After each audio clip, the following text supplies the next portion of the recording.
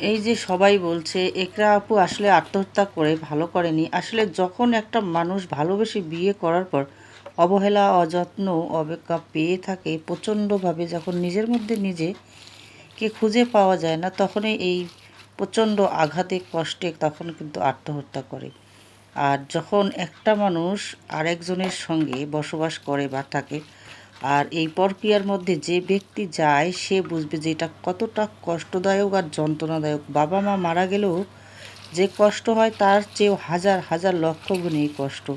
হয়তো বাবা মা আত্মীয় স্বজন কারো সঙ্গে শেয়ার করা যায় না, তবে এই কষ্টটা অনেকেই সহ্য করতে পারে না, কারণ ভালোবেসে বিয়ে করে কখনোই সে অন্যর হবে সে মেনে নিতে পারে না। আর এটা প্রচণ্ড কষ্ট থেকে মেন্টালিটি ডিপ্রেশনে থাকতে থাকতে যখন একদম নিজের কাছে হেরে যায়, তখনই কিন্তু এই সিদ্ধান্তটা মানুষ নেয়। তবে এটা কিন্তু ঠিক হয়নি, এটাই হচ্ছে কঠিন একটা